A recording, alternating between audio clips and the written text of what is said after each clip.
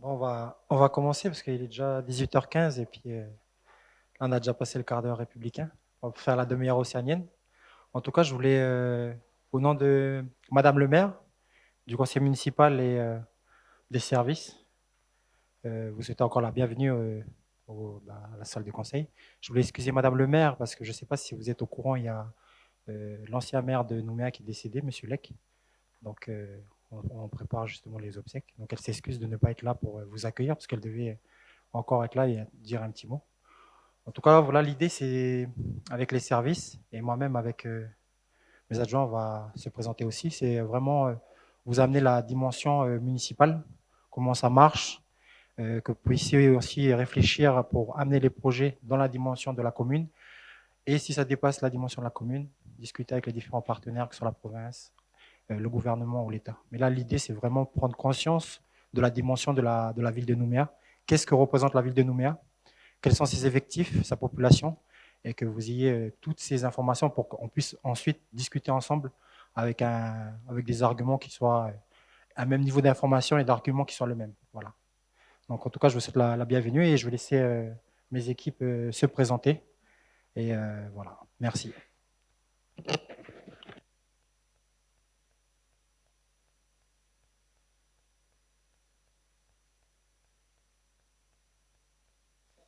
À deux, on y arrive mieux.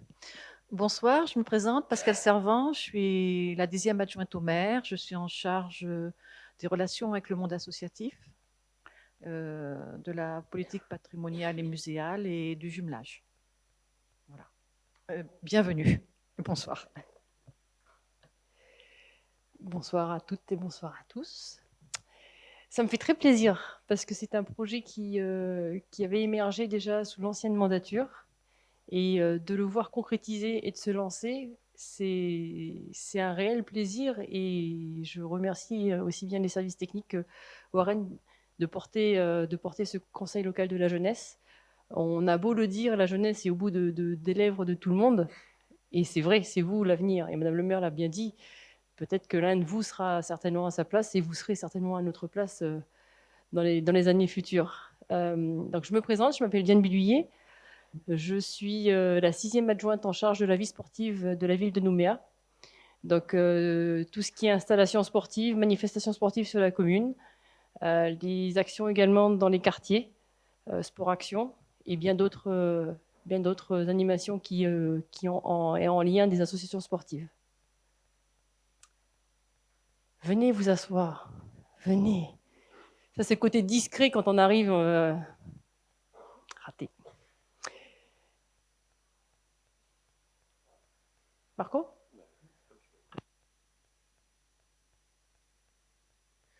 Alors bonsoir, moi je m'appelle Marc-Olivier Verger, donc je suis le secrétaire général adjoint à la mairie de Nouméa, qui est un terme bien administratif, qui ne veut pas dire que je suis le chef des secrétaires, mais qui veut dire que l'autre terme qu'on utilise, c'est la direction générale des services.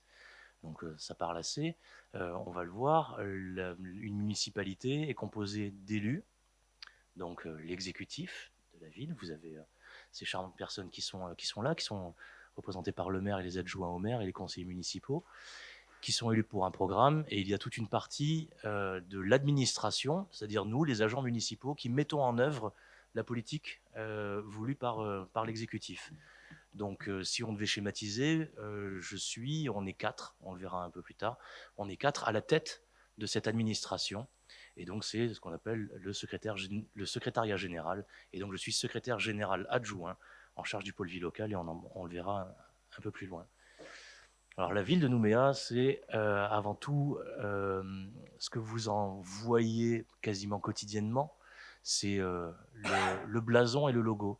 Alors on va parler de blason pour la partie la plus protocolaire, donc c'est ce cagoux qui surplombe les deux hippocampes et ce bateau qui est pas anecdotique, qui est la goélette qui s'appelle la Constantine, qui a été le bateau de l'amiral Février des Pointes, qui a été missionné pour faire le tour de la Calédonie et trouver le chef-lieu, le futur chef-lieu, la future capitale. Et donc il est arrivé à ce qui s'appellera plus tard, bien plus tard, Nouméa, à bord de ce bateau. Donc on a le Kagou, emblème de la Nouvelle-Calédonie, et ce bateau, cette goélette, la Constantine, qui symbolise les débuts historiques et la fonction de port de Nouméa. Et en dessous, vous avez le logo officiel de la ville de Nouméa, qui est la partie que vous voyez un peu plus communication sur l'ensemble des supports de la ville. Alors la mairie en chiffres, c'est... alors je vais remettre mes lunettes, je suis désolé. Fut un temps, j'étais jeune. Alors, 94 285 habitants sur le dernier recensement de l'ISEE de 2019. La superficie de la commune, c'est 5000 hectares. Donc, vous l'avez bien vu, on est quand même bordé par la mer. Un foncier municipal de 1200 hectares. Alors, qu'est-ce que ça veut dire sur une ville de 5000 hectares et foncier municipal? Alors, ça va être des termes, là aussi, très administratifs, mais en gros, ce sont les terres qui appartiennent à la mairie, que nous avons en gestion, nous. Et après, il y a les terrains des particuliers, vous, vos parents, la famille. Et ensuite, il y a les fonciers, donc les parties de terre qui appartiennent à la province sud, qui appartiennent à la Nouvelle-Calédonie et qui appartiennent à l'État. Voilà. Donc, voilà, les propriétaires terriens. Sur cette superficie donc, qui est répartie en 37 quartiers, et 37 quartiers avec un conseil des quartiers qui est regroupé en 5 conseils de secteur. Donc nous, on a imaginé des secteurs pour avoir une répartition à peu près, et, oui, on peut le dire, équitable? Non, pas trop. De la ville, donc en tout cas le secteur sud, donc vous le voyez en orange, si vous avez des meilleurs yeux que moi. Le secteur ouest, donc c'est Nouville, le centre-ville, l'artillerie qui monte jusqu'à Doniambo, Montravel, Montagne Coupée et autres. La presqu'île de Ducos, donc qui porte bien son nom. Le secteur nord-est, qui donc du 6e jusqu'à Normandie. Et ensuite le secteur est, donc c'est secteur Magenta, jusqu'au 6e kilomètre, en passant par Eau, Magenta et Ouémo. C'est 560 km de voirie. Ça veut dire que c'est toute la route que vous voyez, qui appartient à la ville de Nouméa, c'est 560 km. Donc des fois, on a quelques difficultés à ce que tout soit parfait tout le temps. Donc on a des gens pour nous le rappeler via des voix notamment radiophoniques qui s'appellent les coups de gueule le matin et qui se permettent de nous dire à nous, finalement c'est bien, il y a des choses qu'on ne voit pas forcément, qu'il y a des trous dans la route à tel et tel endroit. 560 km de voirie, c'est très conséquent puisque c'est plus long que la longueur de la Calédonie. La mairie en chiffres. Alors, toujours 442 hectares d'espace vert que nous avons nous-mêmes en gestion, une fois de plus. Il y a des choses que la mairie a en gestion, et il y a des choses que d'autres, avec d'autres compétences, ont en gestion, comme la Nouvelle-Calédonie et la province. Ce sont 3 parcs municipaux et 7 hectares de pépinières, là où nous faisons des cultures nous-mêmes pour les futures plantations que nous positionnons sur différents espaces de la ville. Les infrastructures et bâtiments. Alors, notez bien, parce qu'il y aura forcément une interrogation à la fin. 60 installations sportives, 12 stations de workout, 21 boulodromes, 49 écoles, donc 586 salles de classe, c'est important, et 31 parcs de jeux sur l'ensemble du territoire. En équipements socio-culturels, 20 équipements culturels, 6 espaces municipaux, concrètement c'est ce qu'on appelait avant les maisons de quartier, qui maintenant s'appellent les espaces municipaux. 3 maisons des associations, très important, les collègues en parleront après, sur l'accompagnement de la vie associative. Et une maison de la biodiversité pour la sensibilisation de nos publics à tout ce qui touche notre beau pays et son environnement. On va parler argent, parce que forcément, une grosse collectivité comme ça, ça fonctionne avec des sous. Concrètement, et c'est pas bien grave si vous ne saisissez pas la différence entre ce qui est du fonctionnement de l'investissement, mais ce qu'il faut retenir, c'est qu'on a en gros un budget de 25 milliards de francs pour faire fonctionner notre collectivité, notre belle collectivité. Sur ces 25 milliards, voilà, si vous voulez le détail, 17,3 milliards sont en fonctionnement et 7,3 milliards sont en investissement. La bosse, la patronne. Madame le maire, Sonia Lagarde, donc je pense que vous la connaissez toutes et tous. Donc elle est élue maire par le conseil municipal. Ses autres fonctions politiques, elle a été ancienne députée donc à l'Assemblée nationale, elle est ancienne membre du Congrès de Nouvelle-Calédonie et ancienne vice-présidente de la province sud. Donc le maire, j'appuie parce que je ne sais pas ce que ça déroule exactement. Le maire est épaulé par son équipe municipale. Au total, ce sont 53 conseillers municipaux. Vous êtes aujourd'hui assis donc, dans la salle du conseil municipal qui accueille les séances du conseil municipal. C'est là où sont présentés et sont débattus tous les projets de délibération pour l'action municipale. Donc, le maire, avec ses 12 adjoints et ses conseillers municipaux, qu'ils soient de la majorité ou de l'opposition, parce que forcément, dans la démocratie, il y a aussi pas que des gens qui sont d'accord. C'est là tout l'intérêt du débat démocratique, et c'est de pouvoir présenter les différents projets. Alors, soit on parle de développement de politique publique sur ce qu'on va faire avec la jeunesse dont on a besoin, sur la création d'un conseil local de la jeunesse, sur le fait que vous êtes là ce soir. Tout ça est présenté ici, tout ça est débattu, et les questions sont posées et les réponses sont apportées. Donc c'est l'équipe municipale, les élus. Et pour appuyer le maire, nous avons donc les adjoints avec des délégations. Nous avons la chance d'avoir parmi nous donc Warren qui s'est présenté et que vous connaissez, 7e adjoint. Nous avons Diane Buduyer, 6e adjointe. Et nous avons Pascal Servant, 10e adjointe. Et vous voyez qu'au total, il y a 12 adjoints et adjointes. Voilà, vous avez le trombinoscope. Le fonctionnement du conseil municipal, donc vous voyez, on reconnaît bien la salle.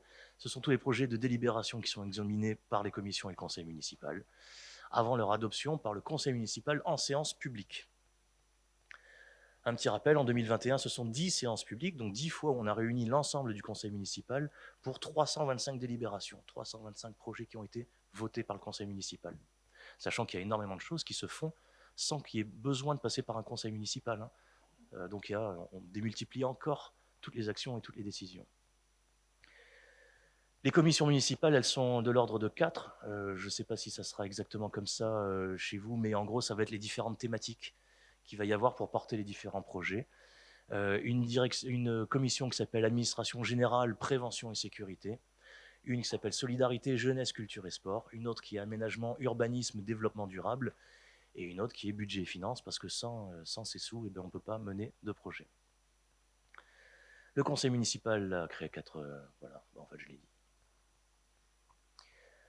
Alors, pour appuyer les élus, en tout cas pour appuyer le conseil municipal, c'est ce que je vous disais tout à l'heure, il y a toute la partie administrative. Il faut qu'on déploie maintenant pour dérouler les programmes politiques, puisque vous savez très certainement qu'un maire et son équipe sont élus pour un mandat de 6 ans. Donc le temps politique, il est très précieux parce qu'il est relativement court. Quand on parle de gros projets d'aménagement, il faut aller vite. Et pour aller vite, il faut une armée. L'armée, c'est l'administration. Donc c'est ce que je vous disais tout à l'heure, c'est le secrétariat général. Romain Perrault, qui est le chef de cette administration, qui est tout en haut de la pyramide, et 3 secrétaires généraux adjoints. Je suis celui du milieu, donc Marc-Olivier Verger, en charge du pôle vie locale. Philippe Jusiac, qui lui s'occupe de tout le pôle aménagement, on va dire tout ce qui est secteur technique, voirie et autres. Et Ludovic Lombard, qui lui est en charge du pôle ressources, parce que on a besoin de gérer des budgets, on a besoin de gérer de l'informatique, on a besoin de gérer des ressources humaines, des finances et autres. Voilà. Ah, j'ai oublié, pardon, on peut faire revenir en arrière. Il y a aussi la gestion, donc en bas, donc 4 pôles, on vient de les voir, répartis donc dans 12 directions et 2 établissements publics, la Caisse des écoles et le Centre communal d'action sociale, qu'on connaît sous le nom de CCAS, qui sont des entités de la ville de Nouméa, mais qui ne sont pas des directions de la ville. Elles ont leur propre organe de décision à eux. Donc voilà, ce sont les établissements publics de la ville, en tout cas. Le secrétaire général, on l'a vu, donc on met en œuvre les politiques publiques définies par l'exécutif, on assure l'interface avec les élus, donc le rôle de cette pyramide des 4 que vous avez vu, c'est entre les services et les élus, c'est nous qui faisons l'interface, et on pilote et coordonne et on contrôle l'action administrative. On fait en sorte que tout aille bien pour cet exécutif et puisse dérouler son programme. Les pôles, j'en ai parlé très rapidement tout à l'heure. On ne va pas rentrer dans le détail du détail, ce qu'il faut comprendre, c'est un peu les chapeaux principaux. Donc 3 pôles opérationnels. Le pôle sécurité, son nom parle bien, on va penser à la police municipale, on va penser aux pompiers, mais on va aussi penser à la prévention des risques sanitaires. Okay, donc c'était la lutte contre la dengue, c'est les contrôles des restaurants et des cantines, principalement. Et puis, à chaque fois qu'il y a un risque sanitaire qui est engagé, comme quand on a eu à gérer la crise du Covid, voilà, c'est un service qui est pleinement impacté. Le pôle aménagement, eh ben, voilà, son nom parle, la voirie, l'assainissement, donc les routes, l'évacuation des eaux, l'arrivée des eaux, la gestion d'infrastructures municipales, donc les bâtiments. C'est aussi la construction, c'est le développement urbain de la ville. Vous avez entendu parler des projets de Lansvata qu'on va devoir requalifier. C'est aussi les projets des quais ferries. Donc tout ça font partie d'un développement urbain qui a été voulu par l'exécutif de la ville et l'aménagement des espaces publics et des constructions publiques. Le pôle que j'ai l'honneur de diriger, donc le pôle vie locale, on parle de la culture, du sport, on parle du quartier, on parle de l'état civil, on parle des écoles, du centre communal d'action sociale, de la caisse des écoles, on en a parlé, toutes les démarches administratives, donc l'état civil, pour les passeports, pour les mariages, et je dois aussi gérer la morgue et les cimetières. Donc c'est un vaste pôle. Et enfin, le pôle ressources qui est un petit peu à part, donc un pôle fonctionnel, comme je vous le disais, c'est le service juridique et contentieux, les moyens financiers et budgétaires de la ville, la cellule du conseil municipal, mais c'est aussi la cellule des moyens généraux. Ça veut dire que tous les véhicules que vous pouvez voir avec le petit flocage de la mairie, tout ça, voilà, c'est géré par ce pôle. Nous sommes à la ville 1746 agents municipaux aux dernières données. Et écoutez, je crois que voilà, ça c'est encore moi. 3 directions, 2 établissements publics, on en a parlé, et je pense qu'on ne va pas s'attarder plus que ça. Je vais me permettre de vous présenter mes plus plates excuses, mais je vais devoir vous quitter, parce que le décès de Jean Lec donc, nous amène beaucoup d'organisation derrière, parce qu'il va y avoir donc l'accueil du corps pour la veillée en salle d'honneur, et ça va être des centaines et des centaines de personnes, donc ce sont des fermetures de route, c'est voilà, plein de choses à régler, et je ne vais pas pouvoir rester avec vous. Quoi qu'il en soit, je vous souhaite bon courage et c'est une belle mission que devrait, pour les politiques publiques et celles d'une commune, on touche du vrai tout de suite votre cadre de vie. Félicitations à vous. J'aurais rêvé, en étant un peu plus jeune, qu'il y ait cette instance-là qui soit mise, parce que c'est le moyen que vous avez d'exposer vos projets et d'accompagner l'exécutif sur sa feuille de route. Donc félicitations à vous. Et puis on aura certainement l'occasion de se recroiser. Voilà. Et bonne soirée et à bientôt. Merci, monsieur le secrétaire général adjoint.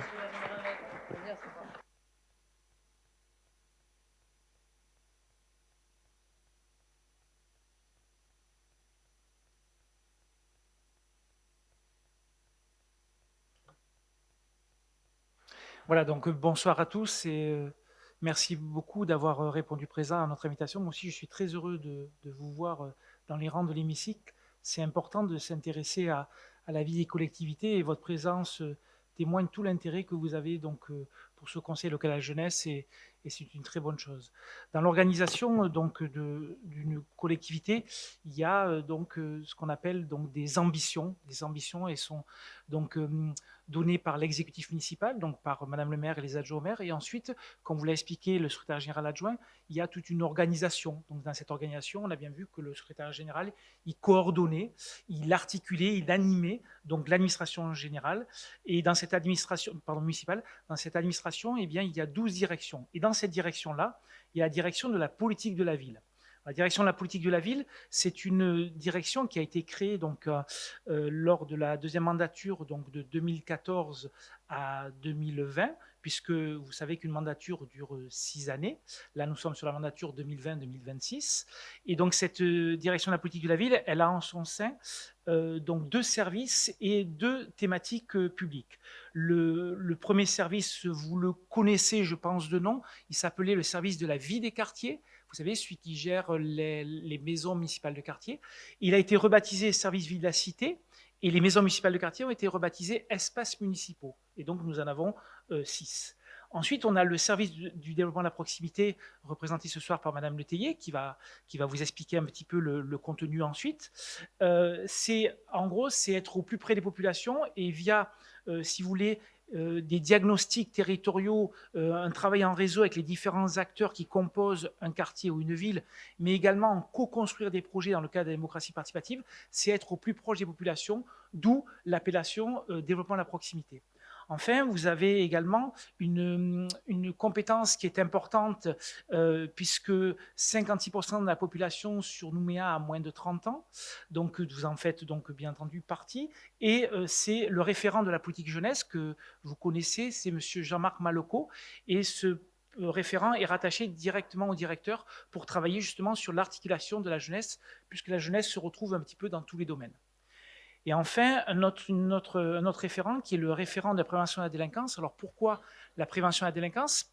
Parce que le maire, dans le cadre de ses compétences, anime ce qu'on appelle le conseil local de sécurité et la prévention de la délinquance, donc au sein de la structure. Et la prévention de la délinquance, c'est une donnée qui est importante, c'est-à-dire qu'on doit être non pas que dans la répression ou dans l'aspect de la sécurité, mais on doit travailler en amont pour essayer de prévenir donc les jeunes pour qu'ils essaient de prendre bien le bon chemin, en tous les cas, de ne pas partir vers des déviances ou des dérives.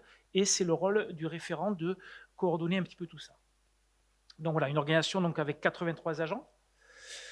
Quand on a travaillé sur les missions, quand on parle de la politique de la ville, c'est pas la politique au sens, on va dire, politique avec l'exécutif municipal, c'est la politique de la ville, c'est la prise en compte donc des différents aspects d'une commune, l'aspect social, l'aspect démographique, l'aspect économique, l'aspect également sociétal, l'aspect sociologique, et c'est de travailler sur une analyse et un diagnostic de qu'est-ce qu'on peut proposer comme politique de la ville pour faire en sorte qu'on puisse réduire les écarts par rapport aux inégalités sociales.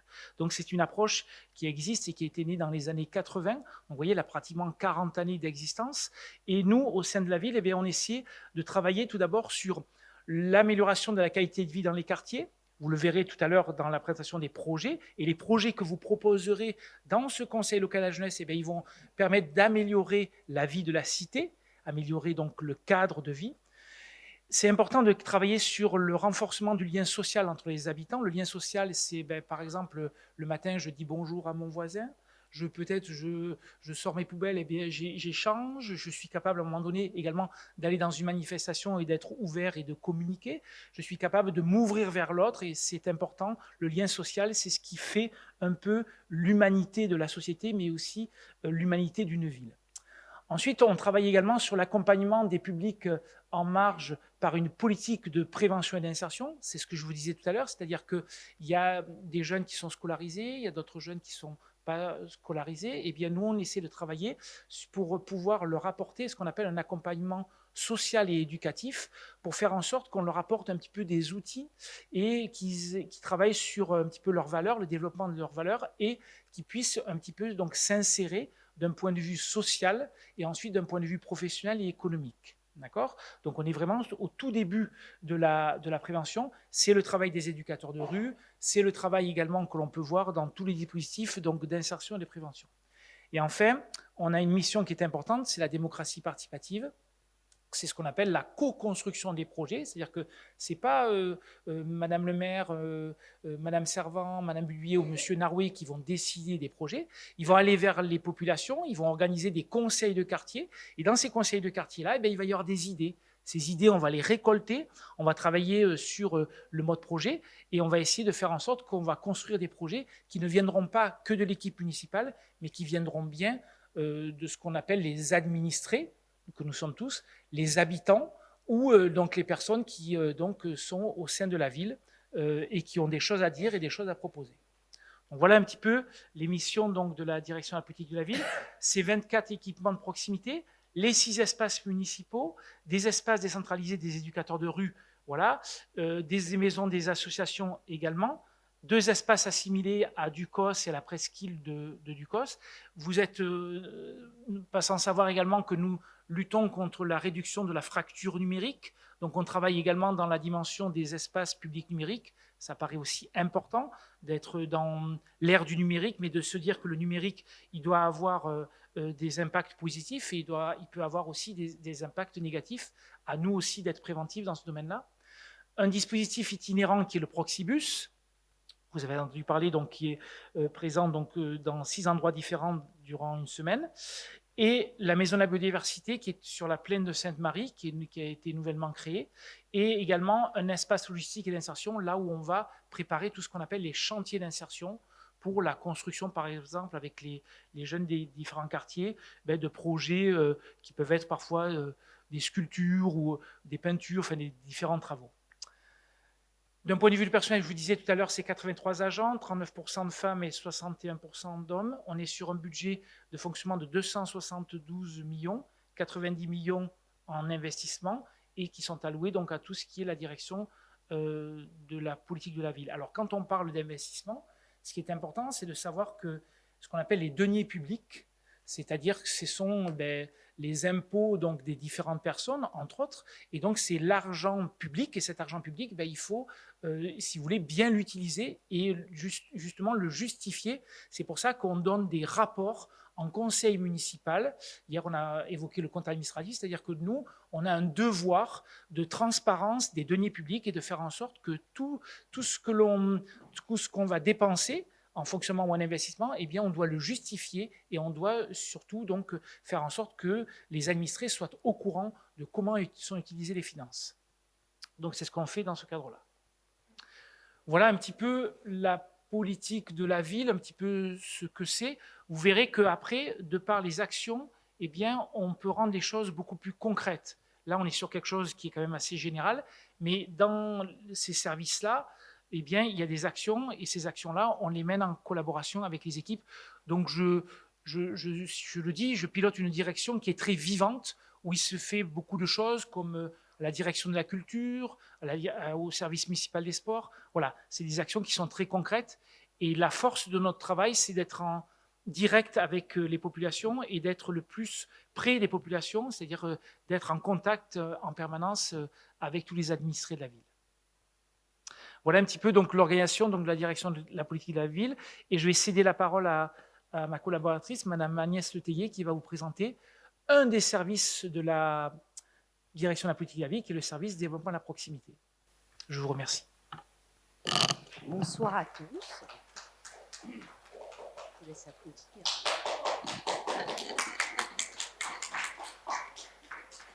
Bonsoir à tous. Donc, je suis très contente d'être là ce soir parce que vous allez comprendre que ce que vous allez créer est très en lien avec ce qu'on essaye de faire avec les plus grands et que vous allez pouvoir nous nourrir, nous redonner un petit coup de jeune et faire avancer peut-être un petit peu plus vite les choses pour que les choses s'améliorent dans chaque quartier.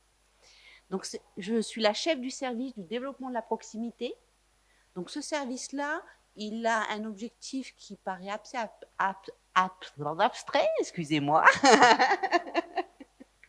C'est favoriser le développement social et urbain. Donc, ça, c'est vraiment une idée très abstraite. Donc, on va rentrer dans les détails pour que vous puissiez comprendre un petit peu, surtout, comment fonctionnent les conseils de quartier après. Dans ce service-là, on a un outil de proximité. Alors qu'on est plus en général dans le lien, mais on a un outil qui est très concret, c'est le Proxibus. Donc après, je vais rentrer dans le détail parce que c'est un outil que vous pouvez tout à fait utiliser dans le cadre de vos missions.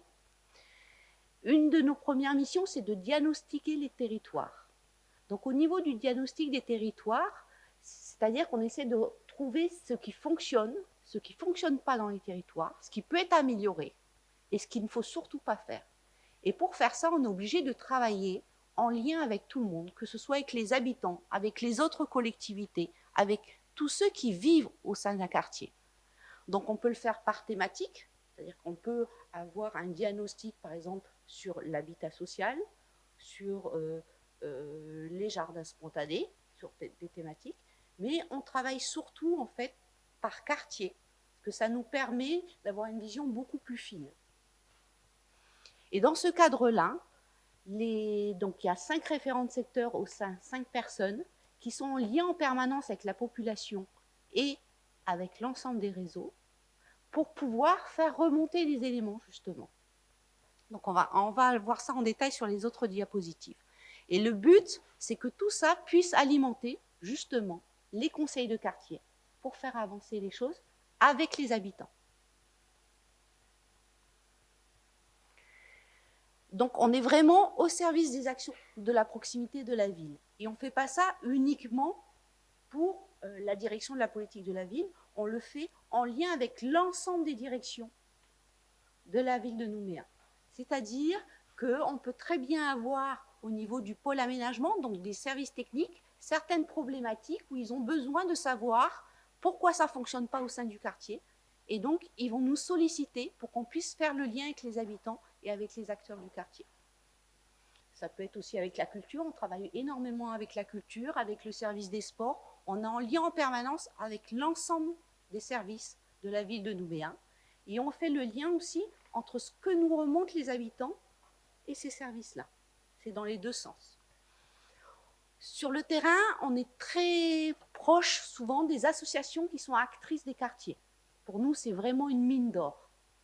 On ne peut pas, au sein de la ville de Nouméa, savoir comment faire évoluer un quartier si on n'a pas les gens qui vivent dans le quartier, qu'il nous faut remonter les informations. Donc, avec les associations et avec les habitants. Donc, on a les conseillers de quartier, mais on a aussi ce qu'on appelle, nous, des habitants ressources. C'est-à-dire que vous avez parfois, dans certains quartiers, des habitants qui sont très acteurs. Ils ne sont pas forcément conseillers. Ils sont pas forcément dans des associations, mais ils ont des idées de projet. Ils ont envie que les choses bougent. Un peu comme vous. Parce que si vous avez candidaté pour être au conseil local de la jeunesse, c'est que vous avez envie de faire bouger les choses. Et pour nous, ces personnes-là sont très précieuses. Donc le lien avec ces personnes-là est quasiment hebdomadaire.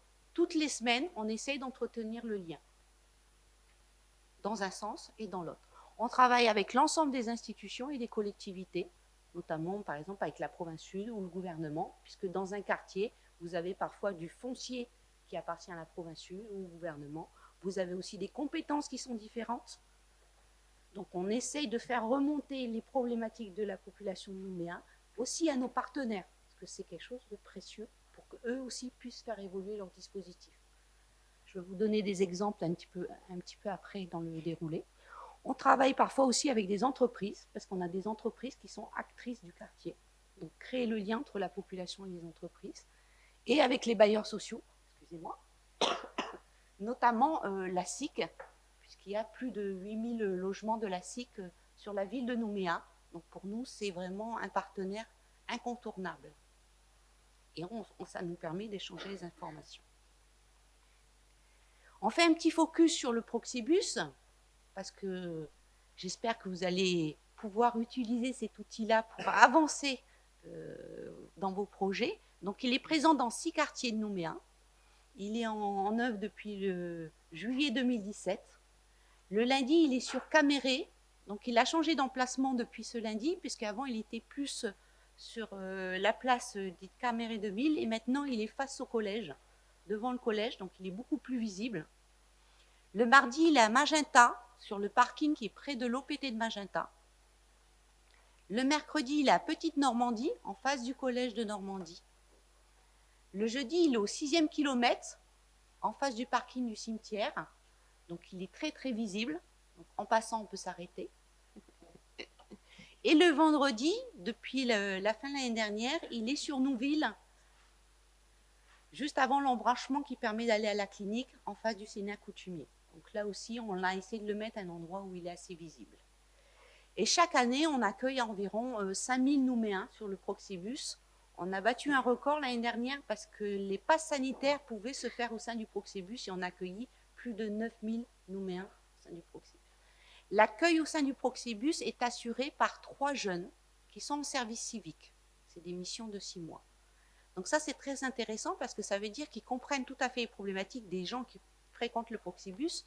Et eux, ça leur permet aussi de s'insérer après dans la vie professionnelle. Et ils apprennent énormément de choses. Parce que pour pouvoir enseigner, on est obligé d'apprendre en amont. Donc ça marche très très bien. Qu'est-ce que vous pouvez trouver sur le Proxibus ? Vous avez un agent de l'état civil. Donc par exemple, si vous avez besoin d'un acte de naissance, si vous avez besoin d'avoir des renseignements pour prendre un rendez-vous, pour faire un passeport, une carte d'identité, vous pouvez venir sur le Proxibus. Il n'y a aucun souci. Vous pouvez avoir des informations sur tous les dispositifs et les animations des services municipaux. En général, ils ont tous les calendriers des activités, que ce soit les activités sportives, tout ce qui est aussi au niveau de la culture, etc. Donc, si vous voulez savoir ce qui se passe à la ville de Nouméa, il ne faut pas hésiter à aller sur le Proxibus, ce qui se passe dans votre espace municipal aussi, parce qu'il y a énormément de choses, c'est très très riche, et souvent c'est méconnu du public. Là, peut-être, vous pourrez nous aider aussi pour mieux communiquer sur toutes les actions de la ville de Nouméa. C'est très important. On a des partenaires qui viennent régulièrement. Donc pour ça, il faut regarder la page Facebook de la ville de Nouméa, parce que les dates de permanence changent en fonction des disponibilités et des besoins. On a notamment la direction du logement et de l'emploi pour actualiser vos demandes de logement ou les créer, actualiser vos demandes d'emploi et les créer, ou avoir des conseils, puisqu'on a un conseiller qui vient. On peut avoir aussi le RSMA qui vient, ça fonctionne pas mal. On peut avoir l'ADI. Donc c'est selon chaque mois, on essaye de faire évoluer un petit peu pour qu'il y ait une offre assez riche et qui corresponde aux demandes de la population qui viennent sur le Proxibus. Le mercredi après-midi, pendant les vacances, on a des ateliers périscolaires, donc des petits groupes d'enfants qui viennent, plutôt que d'aller jouer dans la rue, ils viennent sur le Proxibus. Et on a, ce qui a le plus de succès, un espace numérique. Donc on a 4 ordinateurs avec accès à Internet qui peuvent être utilisés. Donc on a beaucoup de gens qui viennent notamment pour faire tout ce qui est démarches en ligne. En ce moment, c'est la campagne des bourses. Donc pour pouvoir faire la campagne des bourses, ils viennent sur le Proxibus et les services civiques ont eu une formation, ils peuvent accompagner les personnes à faire ces démarches-là en ligne. Il y a des gens qui viennent pour y payer aussi leurs factures d'électricité, leurs factures d'eau. L'ensemble des démarches en ligne peuvent se faire au sein du Proxibus. Il y a aussi une aide si vous avez besoin de rédiger un courrier, un CV, une lettre de motivation. Donc c'est très très ouvert. Et vous pouvez tout à fait venir, c'est ce que font certains habitants. Des fois on a 3-4 habitants qui veulent monter un projet, qui viennent sur le Proxibus parce qu'il y a un petit espace avec des tables pour pouvoir échanger et pour pouvoir utiliser les ordinateurs. Donc c'est vraiment un lieu qui est très très ouvert, qui n'est pas du tout fermé, qui n'est pas très institutionnel. Et en général, vous êtes toujours accueillis avec un sourire. Je vais juste vous demander une attention. Il y a le photographe de la ville de Nouméa pour des questions techniques pour pouvoir mieux vous identifier. Il va passer devant vous, faire une prise photo. Je vais vous demander de baisser le micro pour une meilleure prise. Soyez tout beau et vous tournez du meilleur profil. Vous allez être dans ce qu'on appelle l'agilité. Vous allez avoir la capacité à poser pour la photo et en même temps écouter la suite de l'exposé. Soyez la tête. Voilà. J'ai un petit peigne si vous voulez dans mon sac. Hein. Non, ça va.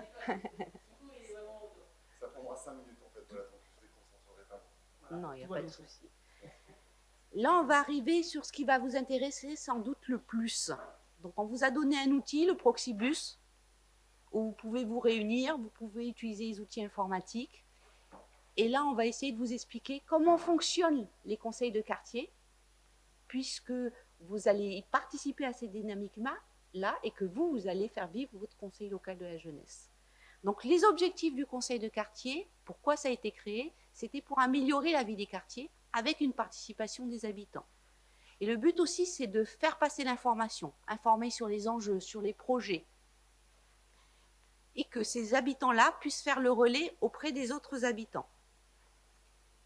Les points forts, donc ça sera vos points forts, j'espère, dans quelques mois, c'est que ça permet d'avoir des projets qui sont vraiment pour tous. Puisque comme c'est des projets qui viennent des habitants, eux, ils ont une idée de ce qu'ils veulent. Donc c'est vraiment pour tous et dans tous les quartiers. Ça favorise donc un rééquilibrage. Et il y a une enveloppe annuelle qui est dédiée, ce qui n'est pas le cas de tous les conseils de quartier dans toutes les villes. On a une grande chance à la ville de Nouméa, c'est qu'on a une belle enveloppe qui est dédiée chaque année pour que ça soit concret, que ça puisse se réaliser. C'est un lien permanent entre la ville et les représentants des habitants. Je vais rentrer un petit peu dans le détail après parce que c'est important, puisque vous aussi, vous allez être en lien permanent en fait avec la ville de Nouméa. Ce n'est pas uniquement quand on se retrouve dans un bureau, dans une instance. Le lien, il est au quotidien. Et c'est une instance qui vous permet d'échanger avec les élus, comme ce soir. Vous allez pouvoir leur poser des questions, apprendre à les connaître. C'est un lien qui est quand même privilégié pour des administrés. Alors, le conseiller des quartiers, qu'est-ce que c'est? un petit peu comme vous. C'est un citoyen qui est acteur, c'est-à-dire c'est quelqu'un qui a plus de 18 ans pour les conseils de quartier, qui a choisi de répondre à un appel à candidature qui a été lancé par Madame le maire. Dans d'autres villes, c'est un tirage au sort. Là, on souhaite que ce soit des personnes bénévoles pour qu'elles puissent s'engager, qu'elles prennent le temps de faire les choses, qui deviennent justement acteurs. Ce n'est pas juste venir à des réunions, c'est s'impliquer dans la vie municipale, c'est donner du temps, des idées, faire entendre aussi sa voix. C'est-à-dire que quand on vient au conseil des quartiers, c'est aussi pour participer, pour donner son avis, ne pas avoir peur. Donc on essaie toujours de faire que ça soit dans une atmosphère conviviale, justement pour que tout le monde puisse y trouver sa place et pour échanger avec les élus. Qu'est-ce qui nous apporte, à nous, la ville de Nouméa? C'est leur expertise d'usage. C'est ce que vous allez nous apporter aussi. Ça veut dire comment ça se passe dans les quartiers, par rapport à tel équipement. Est-ce que ça correspond à nos attentes ou pas, pour pouvoir faire évoluer les choses. Et puis leur avis aussi sur les équipements et sur les projets, puisque quand on organise un conseil des quartiers, il y a toute une première partie où on présente les projets en cours. Alors leur organisation, donc on a une charte, donc je vous ai fait grâce, on ne va pas lire la charte des conseils des quartiers ce soir, hein, sinon on va partir à 21h, mais c'est important, c'est-à-dire qu'il y a un cadre qui est signé en fait par chaque conseiller, qui organise en fait tout ce que je vais vous expliquer après. Donc déjà, il organise les 5 secteurs. Donc il y a 5 conseils des quartiers, ce qui nous permet d'être à peu près une trentaine par conseil de quartier. Parce que si on se retrouvait à 140 tous ensemble, ça ne permet pas à chacun de s'exprimer. Le but, c'est de se retrouver dans une petite structure pour que chacun ait sa place, chacun puisse s'exprimer. Donc c'est les conseils des quartiers nord-est. Je ne veux pas vous refaire l'ensemble des secteurs parce que vous les avez vus tout à l'heure. Est, ouest et presqu'île de Ducos.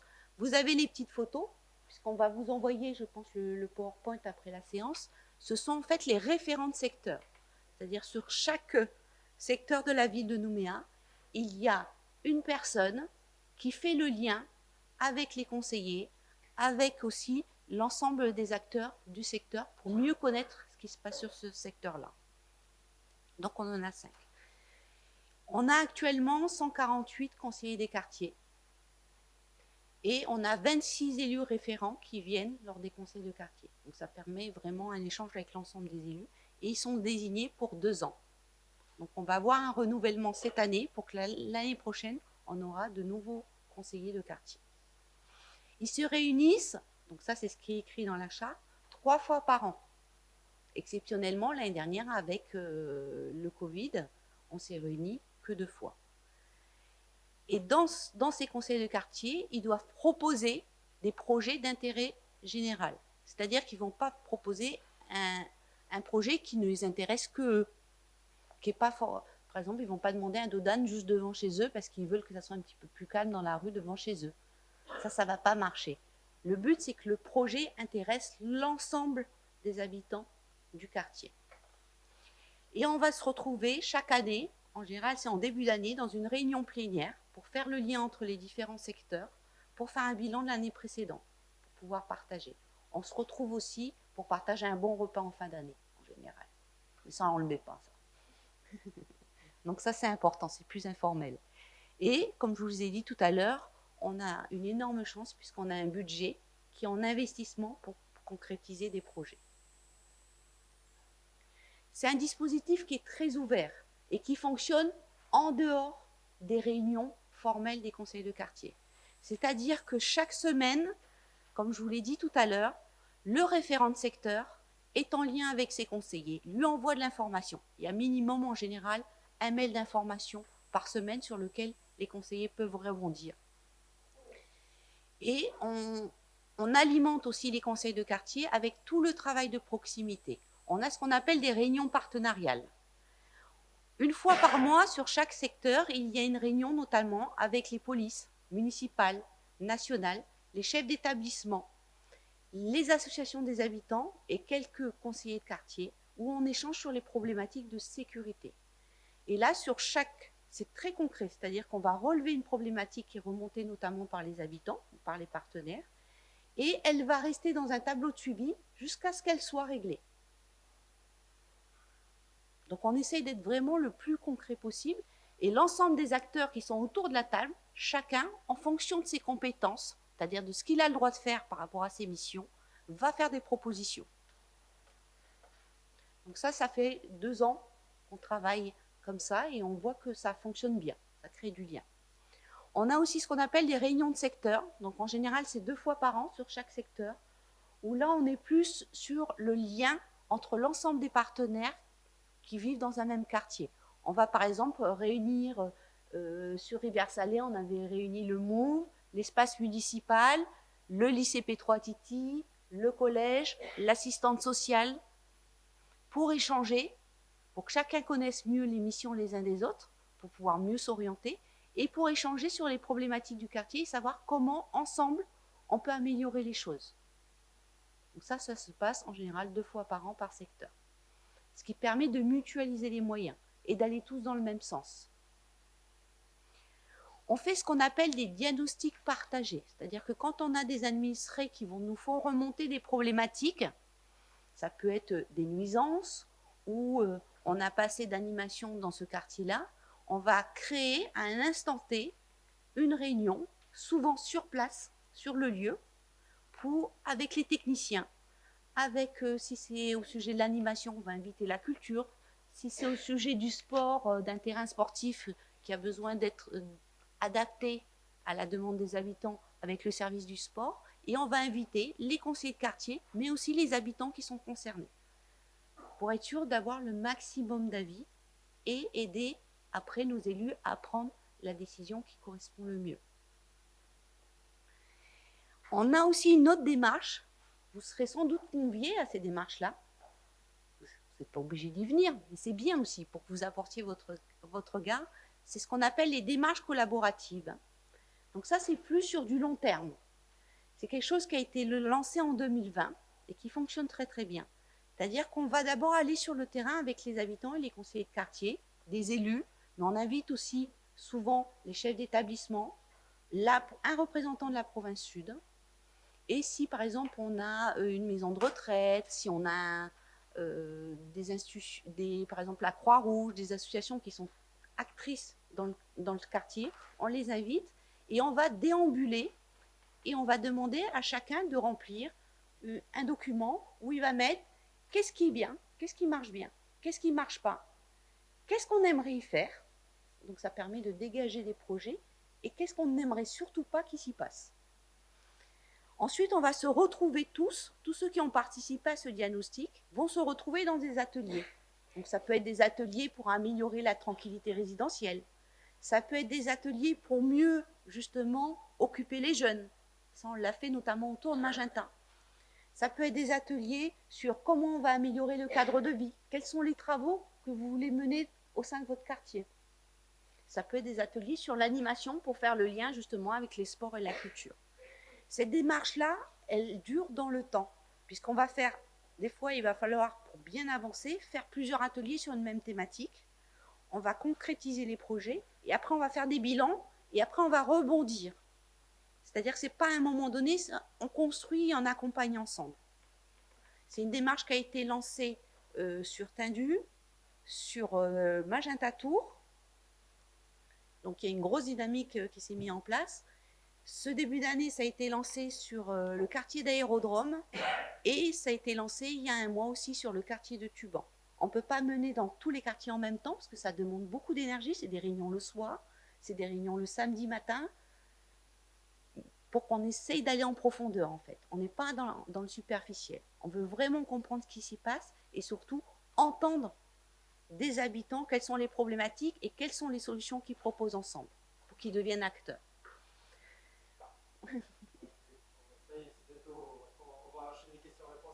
Oui, on arrive à la fin là. Après, on va arriver sur... Ça, c'est la plus grosse diapo. C'est pour vous expliquer comment ça fonctionne, pour que vous sachiez, vous, ce que vous pouvez apporter. Et ça, c'est important. Parce que là, il ne faudra pas être passif. Donc, on se retrouve après dans les conseils de quartier, et là vont sortir des propositions de projets. Et dans les propositions de projets, il y aura des projets d'aménagement sur le budget donc dédié. Mais il peut y avoir aussi des propositions d'animation, des propositions autres dans lesquelles la ville de Nouméa n'est pas compétente. Et le rôle du référent de secteur, ça va être d'accompagner pour que ces projets puissent tout de même se réaliser. C'est-à-dire que si c'est une compétence de la province sud, on va accompagner vers la province sud.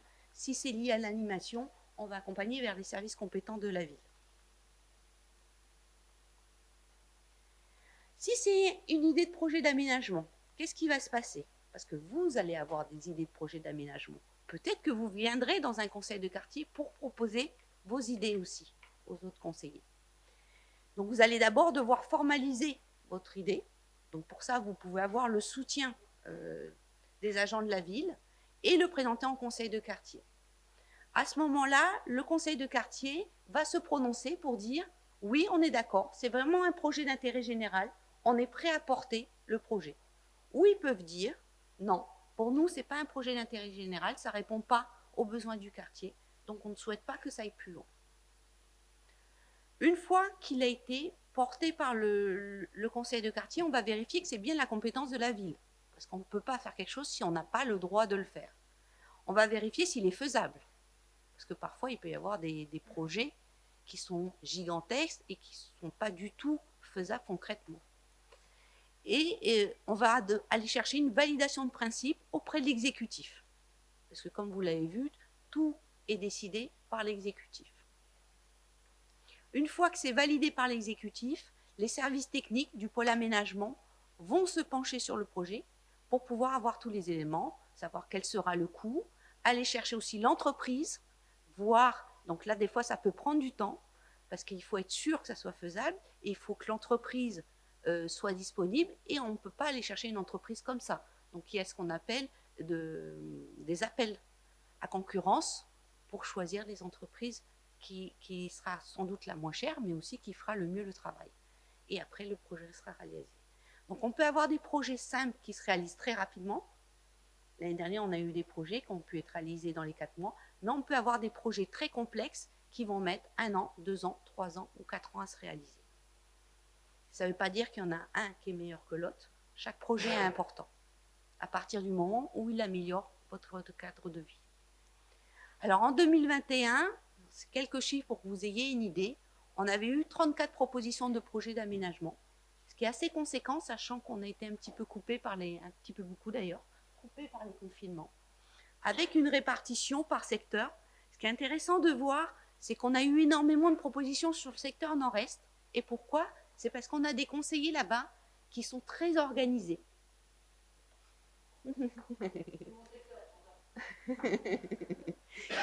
qui se réunissent. Voilà.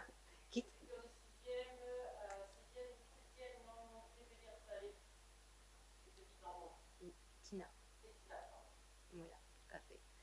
Donc ce sont des gens qui se regroupent en dehors des conseils de quartier, qui échangent entre eux, qui ont une attention particulière à ce qui se passe dans leur quartier. Et tout de suite, on voit qu'en échangeant entre vous, vous allez pouvoir avoir davantage de propositions.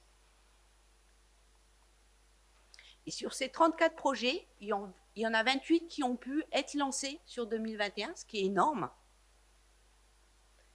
Et ça représentait une somme à peu près de 94 millions de francs. Donc, c'est pas rien.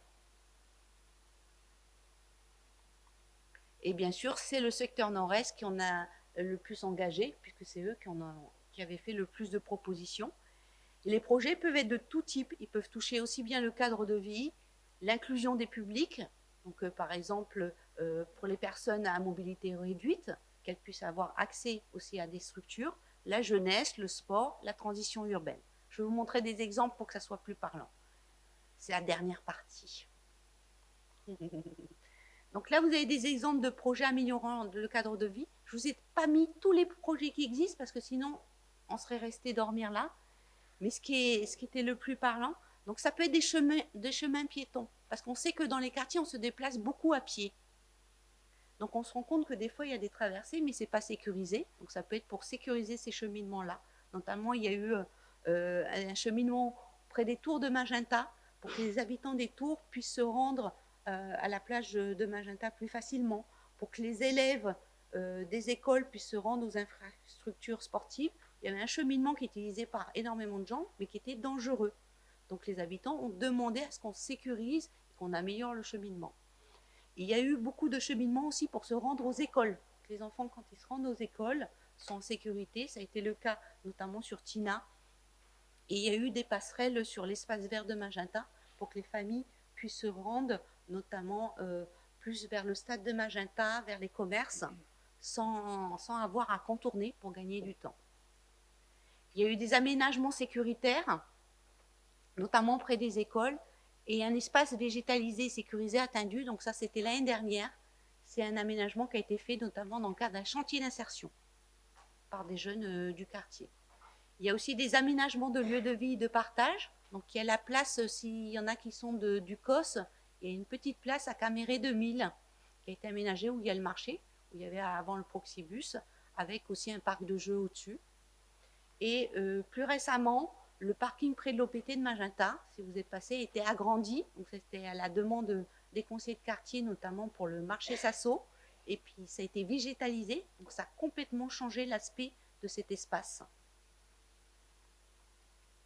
Il y a des projets de transition urbaine, donc c'est tout ce qui est aussi développement durable, des plantations participatives. Il y a un rucher qui est géré par une association à Tuban. Donc si vous êtes volontaire, si vous avez envie de vous impliquer, n'hésitez pas, je peux vous donner le contact s'il y en a qui sont intéressés par la vie d'un rucher. Des créations de jardins familiaux, donc il y en a eu de nombreux, notamment Rivière-Salée, Magenta, qui sont des lieux privilégiés aussi pour la création du lien social. Des toilettes sèches, je ne sais pas si vous les avez déjà vues, il y en a dans les jardins familiaux, mais il y en a à Ouémont aussi, il y en a un petit peu partout maintenant. Et des aménagements de sentiers pédestres, on avait eu il y a 2 ans la demande notamment d'un chantier qui reliait Notre-Dame du Pacifique à Montravel par les jeunes justement de Montravel qui se déplaçaient. Les projets pour la jeunesse, donc vous voyez, il y en a un petit peu moins que les autres. Donc on a besoin de vous, justement, pour que vous fassiez évoluer les choses, parce qu'on a une moyenne d'âge dans les conseils de quartier qui est un petit peu élevée, on va dire.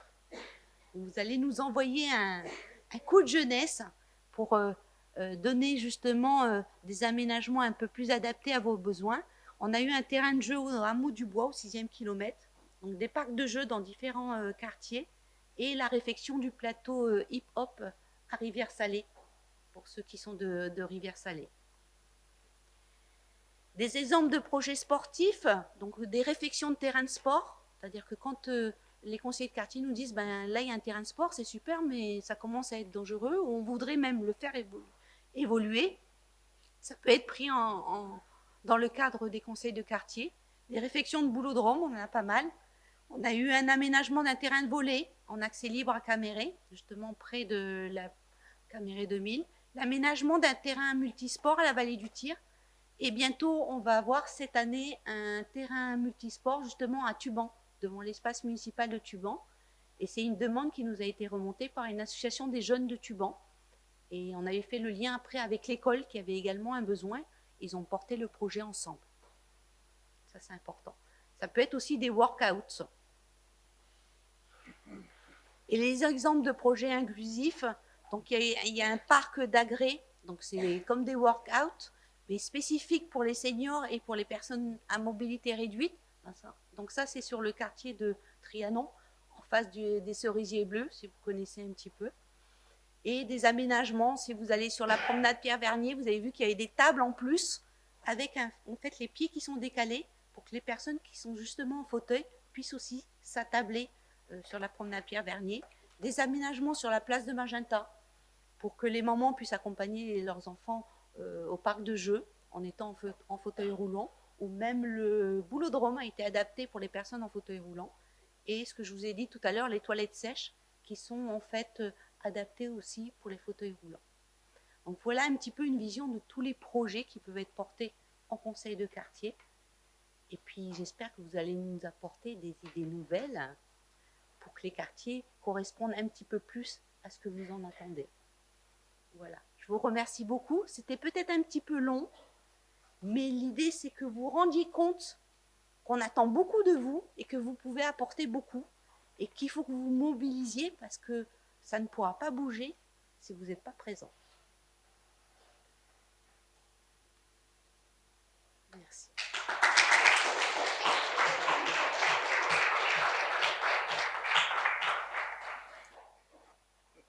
Merci Agnès pour la présentation, Jérôme, et puis mesdames et messieurs l'élu. On a une vingtaine de minutes pour échanger, parce que là, va être bientôt 18h15. L'idée, c'est vraiment d'échanger si vous avez des questions à poser par rapport à la présentation, au contenu de la présentation.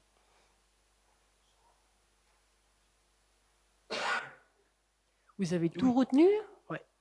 De toute façon, la présentation vous sera envoyée, le PowerPoint qui a été présenté aujourd'hui vous sera envoyé. Voilà, l'idée c'est vraiment d'échanger avec Agnès et puis Jérôme, si vous avez des questions par rapport à la présentation.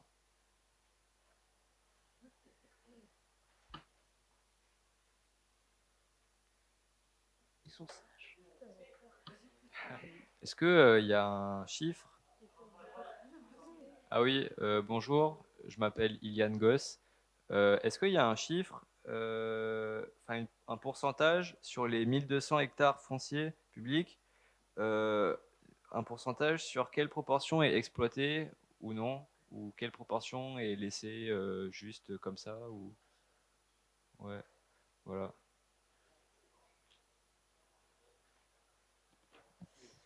Alors, il existe des cartes. Au niveau, on a un service informatique SIG au niveau de la ville de Nouméa, donc, qui permet vraiment de localiser les différents fonciers. Vous allez sur la mairie Nouméa, mairie Nouméa, et vous avez Carto, et sur le Carto, vous avez différentes couches que vous pouvez cliquer, et donc vous pouvez, et par code couleur, vous savez en gros à qui appartient quoi, que ce soit le foncier, que ce soit la voirie.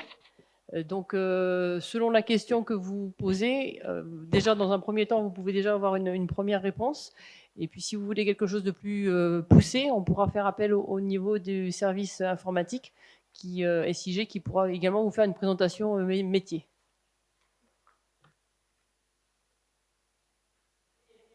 Bonsoir, donc moi je m'appelle Marc Ilona, donc Ilona c'est mon prénom, hein, c'est pas Marc. Et j'avais à peu près le même type de questions, mais sur les 5000 hectares qui sont à la ville de Nouméa en fait.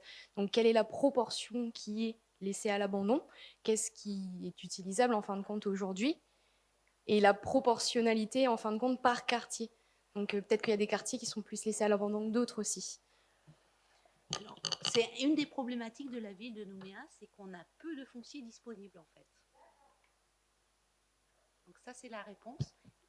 Parfois on a du foncier où vous ne voyez rien dessus, mais en fait c'est aussi pour préserver des espaces verts, et on a des fonciers où on a des espèces remarquables. Donc ça fait partie aussi de la préservation de la biodiversité. Puis on est une presqu'île. Il ne faut pas oublier que la ville de Nouméa est une presqu'île qui a été faite surtout aujourd'hui sur du remblai. Donc, on ne peut plus pousser les murs, parce que si on commence à remblayer encore, on va prendre encore du temps et on n'est plus trop dans les normes. Donc, c'est vrai qu'aujourd'hui, du foncier disponible, exploitable, non, on en a de moins en moins.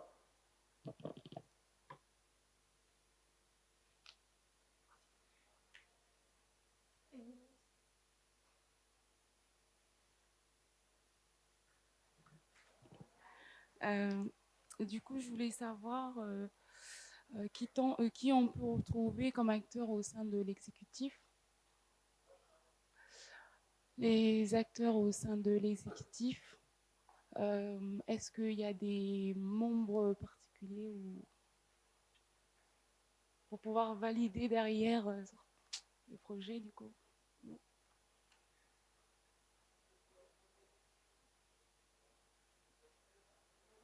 Ouais, voilà. Bonsoir. Donc, l'exécutif au niveau de la mairie, c'est le maire, ses conseillers. Les conseillers sont divisés en deux parties. Il y a donc 12 adjoints et puis une cinquantaine de conseillers municipaux. Voilà l'exécutif, la direction politique de la mairie. Ensuite, on a tous les services administratifs qui mettent en place, en fin de compte, la pensée politique de l'exécutif. C'est-à-dire comment on voit Nouméa, comment le maire a sa vision politique de la ville, et les services aide à mettre en œuvre cette vision politique. Mais l'exécutif, c'est Madame le maire et les adjoints qui font partie des conseillers. Voilà.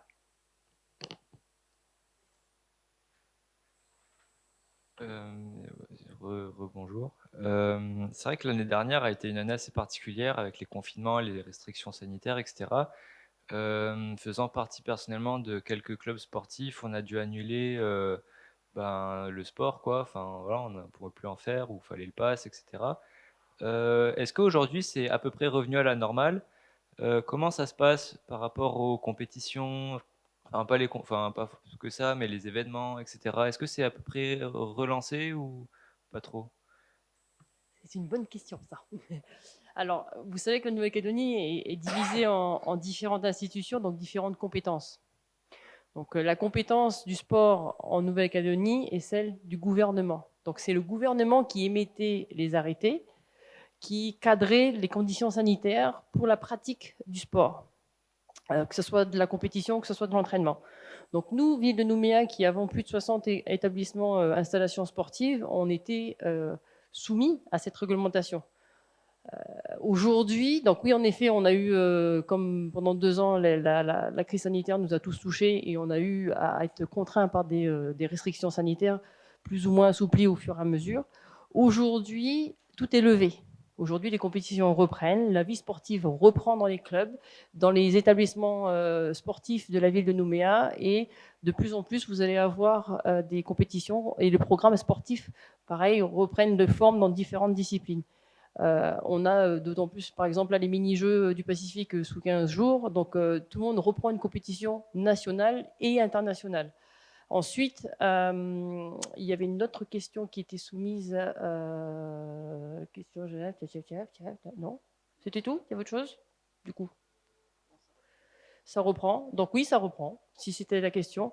Il faudra du temps. Je pense que c'est comme toute association qui ont eu des difficultés pendant 2 ans.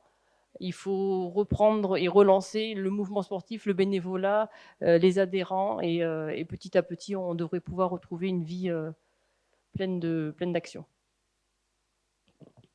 Quel sport tu fais? Je fais un peu d'escalade, un peu d'aïkido et un peu de gym et un peu de workout aussi de temps en temps. Enfin, genre, pas gym muscu, gym gymnastique, hein. Enfin, voilà, parce que souvent on confond.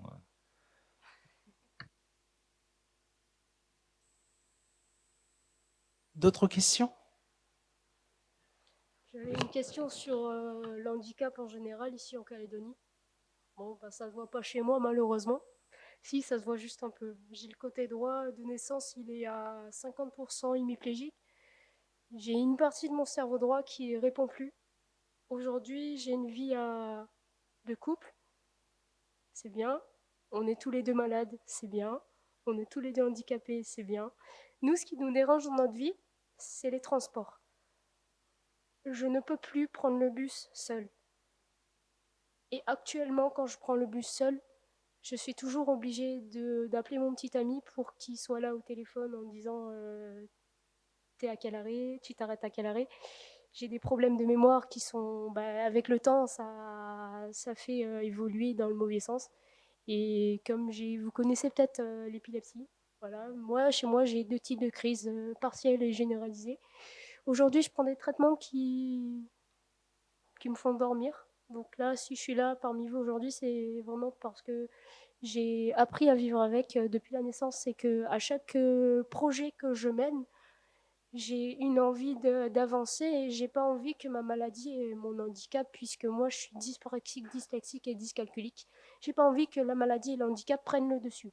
Donc actuellement, cette année, on a commencé avec une bande d'amis à créer l'association La Voile pour tous.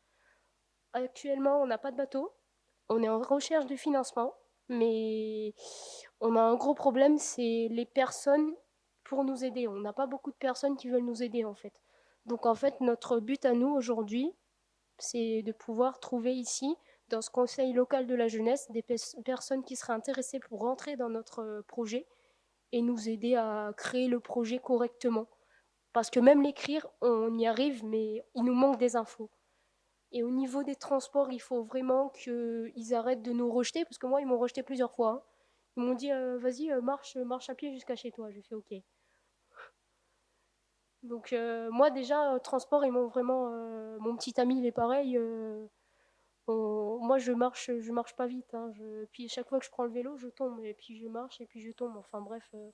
Et ils refusent en fait d'accepter que quand on n'a pas rechargé notre carte, ils refusent de nous prendre. Ils nous disent, c'est la règle.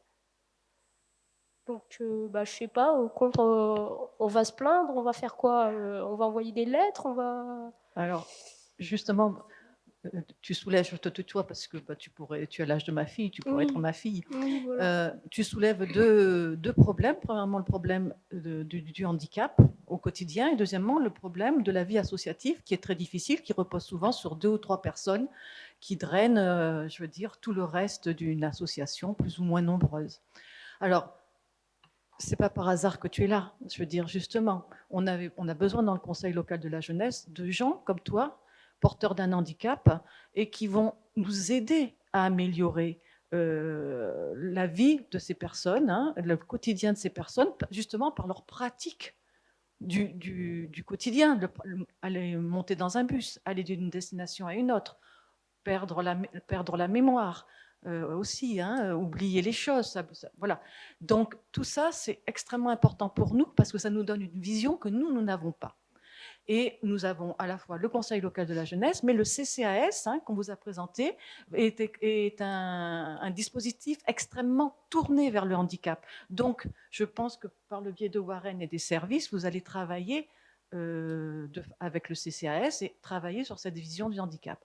Après, au niveau associatif, eh ben, on est là aussi, hein, on a mis en place des dispositifs, notamment alors en charge des associations. Bon, Diane parlera des associations sportives, mais moi, en ce qui concerne le reste des associations, on a des associations à qui on donne des dizaines de millions, mais on a énormément d'associations à qui on donne moins d'argent parce qu'ils sont moins demandeurs, mais à qui on offre une aide, c'est-à-dire à les aider à monter leur projet.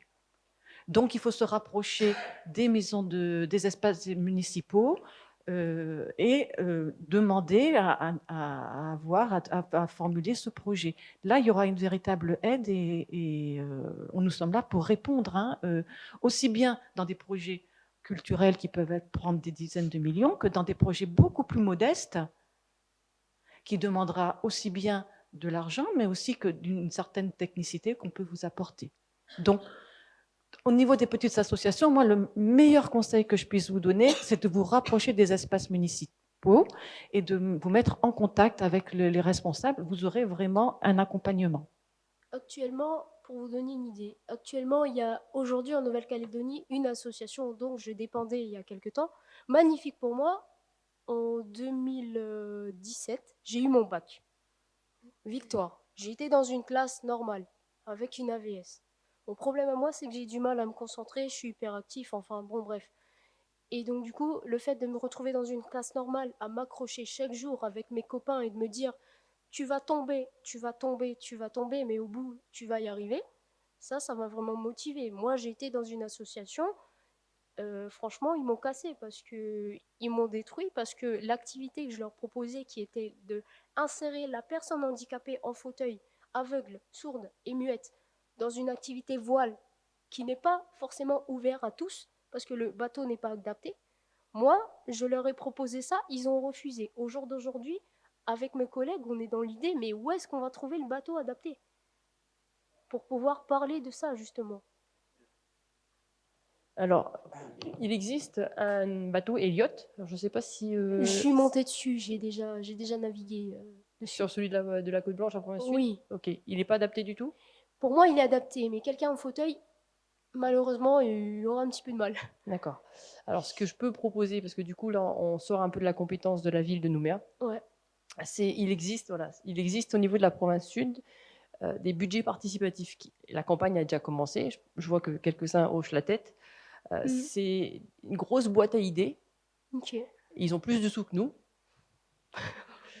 Et à partir du moment où ça a un intérêt public et que c'est à vocation du grand public, l'intérêt général, ils auront un œil attentif et une écoute pour pouvoir porter et accompagner les projets. Donc même si aujourd'hui vous n'êtes pas structuré à savoir comment est-ce qu'on fait pour commander un bateau ou combien et autres de ce style-là, la boîte à idées est vraiment toute simple. C'est descriptif du projet et le proposer au niveau de la province sud. Et le chemin se fait par la suite. Alors, en fait, je vais répondre à ta question comme ça, c'est fait en quelques mots. On a construit le dossier depuis déjà quelques temps. Jean-Marc est au courant. On a mis tout sur papier. On est allé voir le collectif handicap. Actuellement, nous sommes 3 à travailler dessus. Actuellement, nous avons déjà fait un événement caritatif. On a fait nos t-shirts, on s'est pris en photo.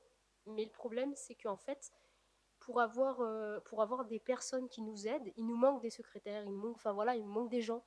Et nous, actuellement, on ne sait pas où les trouver, ces gens, et on ne sait pas comment, parce que c'est bien d'aller en maison de quartier, mais on a du mal à verbaliser ce qu'on doit demander, en fait. On a vraiment besoin de quelqu'un nous écrive tout ça. On sait parler, mais on ne sait pas écrire les choses correctement. Pour le coup, je pense que le CCAS peut prendre le relais dans l'accompagnement d'un montage de projet. Donc, ça sera beaucoup. Et Jean-Marc complétera. Hein. Oui, on en a discuté un petit peu avec Maïkan dans l'intimité de mon bureau. Disons que par rapport à l'accompagnement, on en a parlé un petit peu du programme d'accompagnement à la structuration du monde associatif mis en place par la ville de Nouméa. Mais l'autre opportunité, Maïkan, c'est que tu as parmi les membres du CLJ qui sont déjà présidents d'associations et qui sont en mesure de t'aider dans cette démarche, y compris nous, d'un point de vue technique et puis d'un point de vue au niveau du montage des dossiers. Donc ça, on a à peu près une expertise là-dessus au niveau du montage de dossiers. Après, on peut éventuellement, comme je l'avais dit la dernière fois, t'orienter vers des organismes comme le CIGNC, comme la CAF, qui sont des experts en matière d'accompagnement des associations et qui vont, si tu veux, coucher par papier tes idées ainsi que les idées de tes collègues. Mais ça, on aura l'occasion d'en discuter un peu plus longuement. Dans ces cas-là, ce qu'on peut faire, c'est que, parce que nous, en fait, on a déjà fait un diaporama en gros comme vous, en fait. Et le diaporama, il y en a juste quelques-uns qui l'ont vu. Même Monsieur Barguin, il l'a vu, il est passé, il fait, c'est super. Donc, en gros, en fait, moi, ce que je vais faire, c'est que je vais passer le projet sur papier à l'un d'entre eux. Et il va le lire, et puis après, il me dira qu'est-ce qu'il faut modifier, parce que nous, là, on est perdus. Oui, bien sûr, bien sûr. Il n'y a pas de souci. Ça fera l'objet d'une autre rencontre entre nous. Et puis, prenez le temps de connaître. D'ailleurs, ça va être la prochaine étape. Et à ce moment-là, on prendra un temps pour l'accompagnement, pour structurer tout ça. Je pense que, voilà, c'était vraiment, ça me rassure, parce que là, j'étais en mode, qu'est-ce que je fais? Actuellement, on est 3 à travailler dessus, hein, je vous rappelle, on est chacun chez nous, on travaille à distance. Hein. Donc, c'est pas évident. Hein. Merci, Maïkan. Alors, je suis vraiment désolé, là, on a passé l'heure des temps d'échange. Oui, ouais. Alors, je vais laisser la parole à M. Naroué. Peut-être, avant que M. Naroué puisse prendre la parole, éventuellement, le directeur, si vous voulez prendre...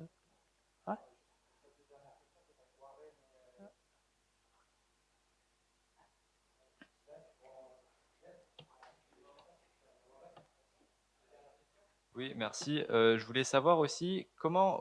alors, j'avais écrit... oui, voilà. Hop. Comment aujourd'hui on fait pour emmener le sport chez les jeunes, enfin pour rendre le sport accessible chez les jeunes parce que par exemple, il y a des jeunes, ils ne savent pas trop ce qu'ils veulent faire, comme sport je parle. Ils ne savent pas trop qu'il y a des sports qui sont à côté de chez eux, etc. Comment on fait pour rendre l'info accessible aujourd'hui? Alors. Ouais, pas de souci. Alors, comment on est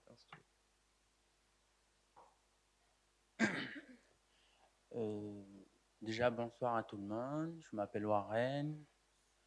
Et puis, en fait, je voulais parler du projet, enfin, entre parenthèses, le projet que la dame, elle proposait. C'était pour savoir si c'était compté dans nos projets à mettre en place, quoi.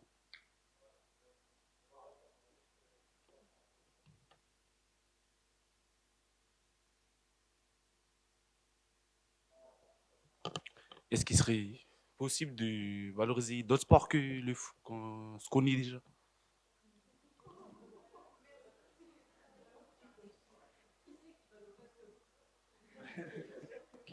Bonsoir, moi c'est Ghislaine.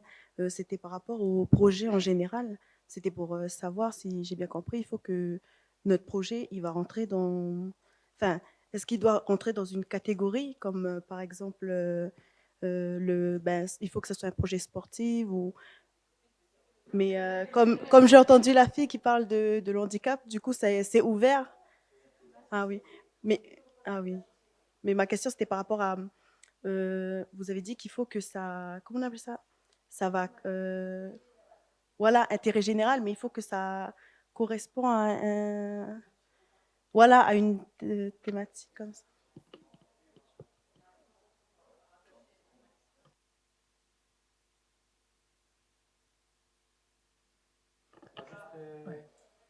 Mon directeur, après comme ça, après je fais une dernière intervention, on respecte le timing.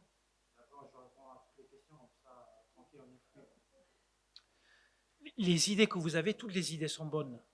Il faut juste être capable, comme tout à l'heure vous avez vu dans la démarche projet, être capable donc de les formaliser et de les écrire, et de les écrire également simplement. Ensuite, c'est comme les élus qui sont ici présents, ils ont une thématique qui leur est rattachée.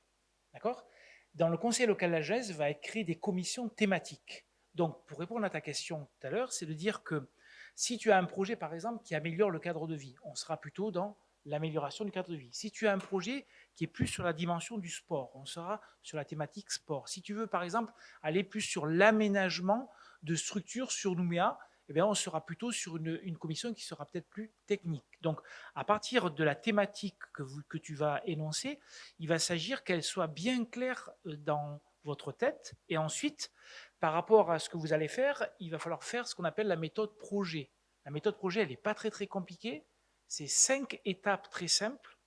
On part d'un concept ou d'une idée qu'on a entre copains, copines, etc.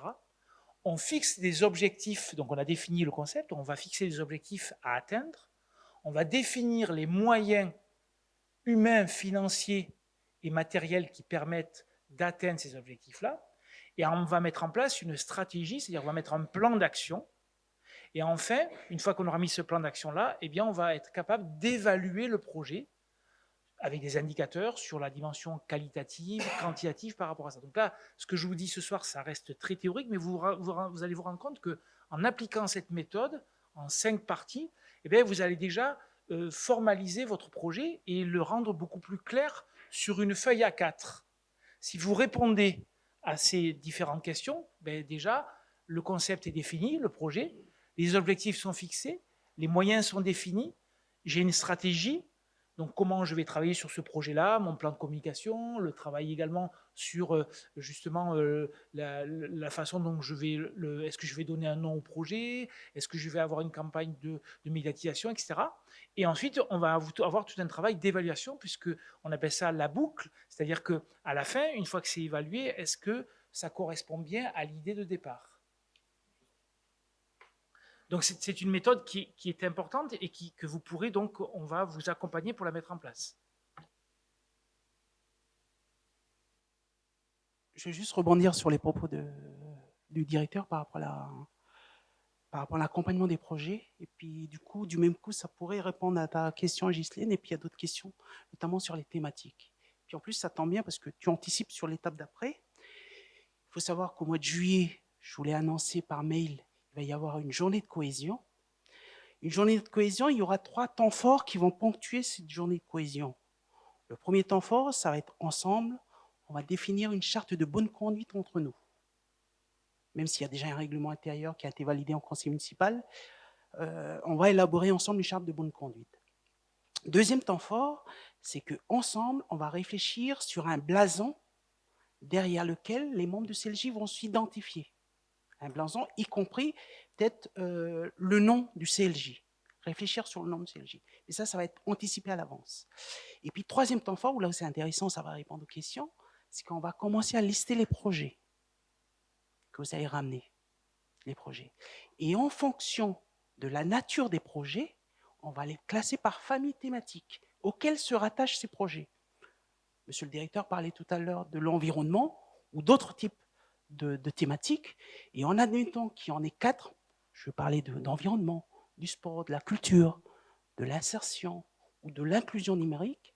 Et en admettant qu'il y en ait 4, on va composer des commissions thématiques au sein de laquelle on va dispatcher en fait les équipes en fonction des sensibilités, des affinités de chacun par rapport aux thématiques.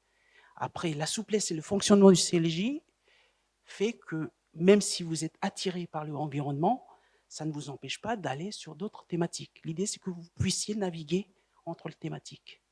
Voilà pour répondre un petit peu à votre propos tout à l'heure. Je ne sais pas si j'étais clair là-dessus, mais ça me permet d'anticiper sur la prochaine étape. Merci beaucoup, Jean-Marc. En fait, l'idée de ce soir, c'est surtout que vous voyez les dimensions en fait, de la commune, comme c'est vraiment 1700 agents, 12 directions, beaucoup de pôles. Le plus important, là, ce qu'on va voir et on va discuter le 2 juillet, c'est que vous commenciez à amener les projets. Le 9 juillet. Normalement, ça devait se faire le 25 juin.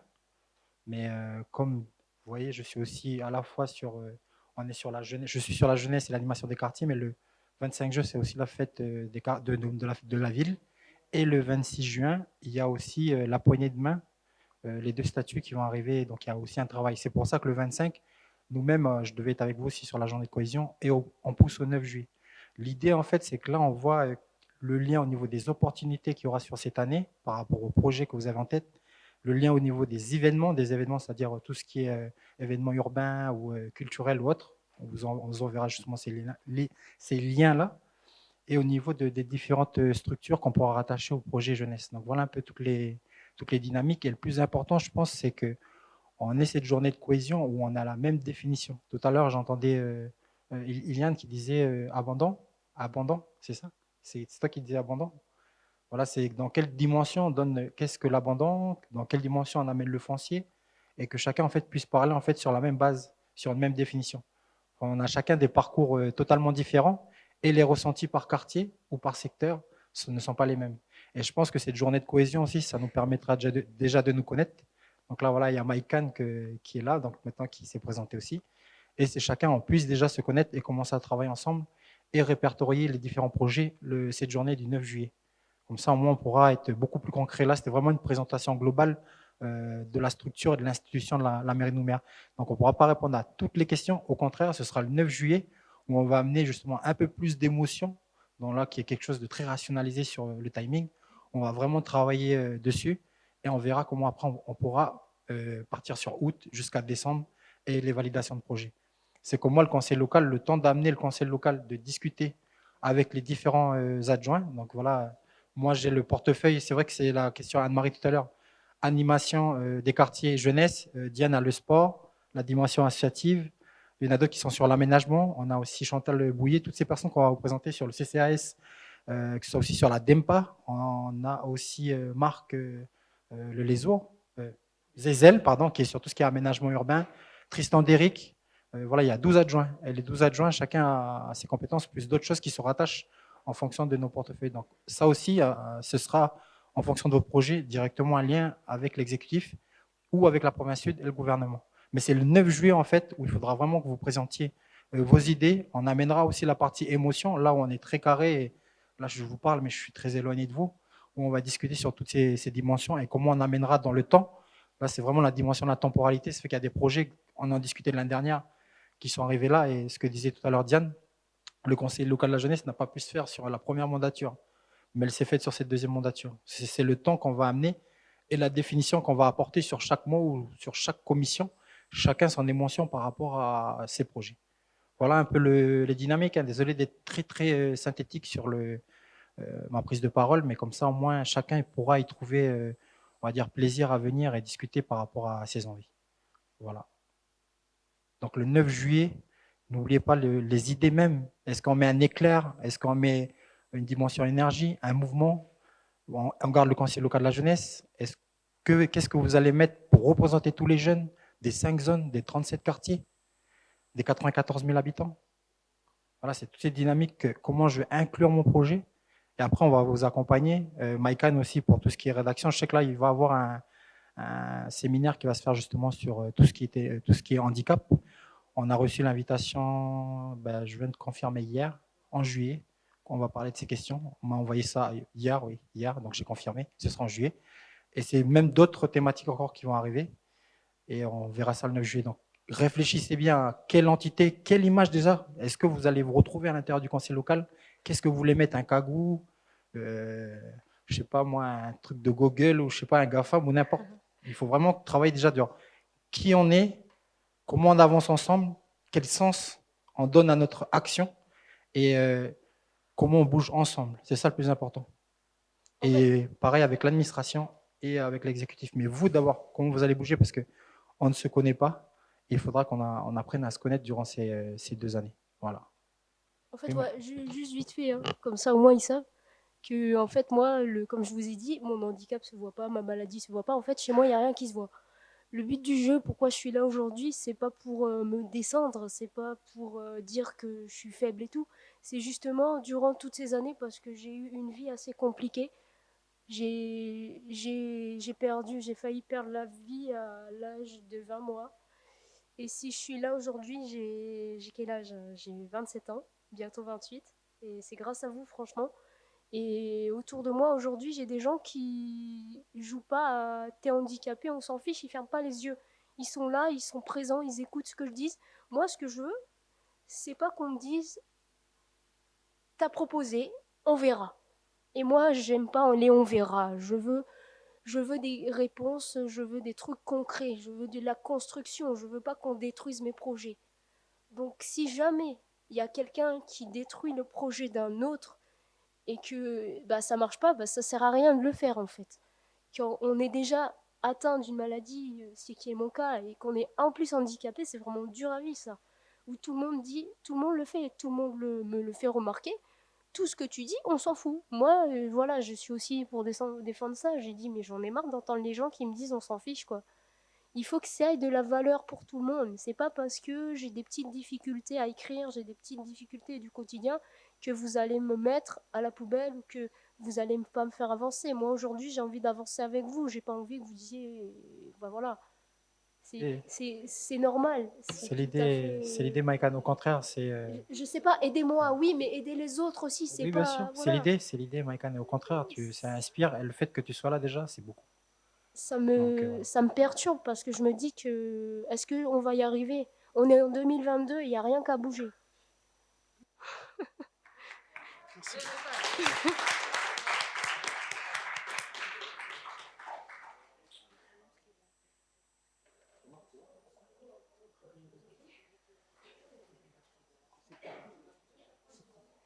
Attends. Alors je vais juste conclure sur les 2 remarques sportives du coup pour pas être frustré en fin de séance en se disant mince, elle n'a pas répondu. Et moi, j'endormirai pas de la nuit. Les différentes actions sportives sont localisées au niveau des actions communales sport-action dans les différents quartiers où il y a des disciplines sportives qui sont dispensées. Ça, c'est la première. La deuxième, géographiquement parlant, c'était les clubs par lieu de pratique. Un travail est fait depuis le début d'année avec le SIG, donc le Centre informatique de géographie de la ville, pour essayer de localiser sur la carte. Donc, on a la carte Nouméa Carto où les différents équipements sportifs sont déjà localisés. Équipements sportifs, boulodrome, hippique, avec certains clubs qui ont bien voulu, parce que c'est du volontariat, se référencer. Donc, il y a un gros travail qui a commencé à être mis en place. Donc ça, c'est pour répondre à ta question de savoir dans quel quartier je peux faire du tennis ou du football. Voilà. D'accord? Est-ce que j'ai répondu à ta question? Oui? Cool. Et oui, le football prend beaucoup de place, mais en même temps, beaucoup de monde regarde le football et c'est ce qui est le plus médiatisé. C'est pas la ville de Nouméa qui médiatise le football. On médiatise absolument toutes les disciplines sportives et on met en valeur toutes les disciplines sportives le plus possible. Donc j'entends. Maintenant, vous déciderez des différentes pratiques sportives que vous souhaiterez pour la journée de cohésion. À vous le choix et c'est vous les acteurs. Et merci encore de votre attention et merci de votre enthousiasme et de votre engouement dans ce début de conseil local de la jeunesse.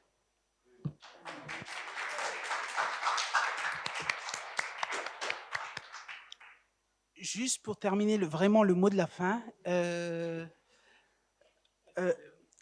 Agnès a présenté tout à l'heure les conseils des quartiers et puis les projets qui sont menés à l'intérieur.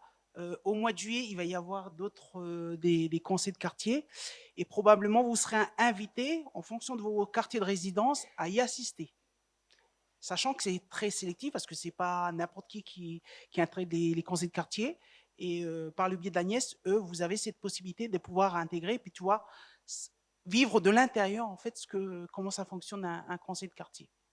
Voilà, vous serez en temps voulu informés des dates. D'autres informations passeront demain. Je vais vous, dès demain, avant la fin de semaine, d'autres informations sur des formulaires à remplir pour bénéficier des chèques culture, tout ça. Mais ça, je vous le ferai parvenir. Voilà, qu'est-ce que je pourrais faire passer d'autre? Oui, le 9 juillet, bon, journée de cohésion. Il faut déjà savoir, mais M. Nahoué l'a annoncé lors de votre journée, la cérémonie d'installation, le CLJ a été saisi pour organiser au mois d'août, sur 3 jours, un événement phare dédié à la jeunesse. Voilà. Prochainement, on va rencontrer des personnalités, des membres des représentants de l'Union européenne sur le territoire, d'autres représentants de l'État, le haut-commissaire notamment, pour pouvoir organiser, réfléchir à tout ça. Vous serez associés, bon, malheureusement c'est en journée. Pour ceux qui seront disponibles à ce moment-là, ils pourront participer aux réunions.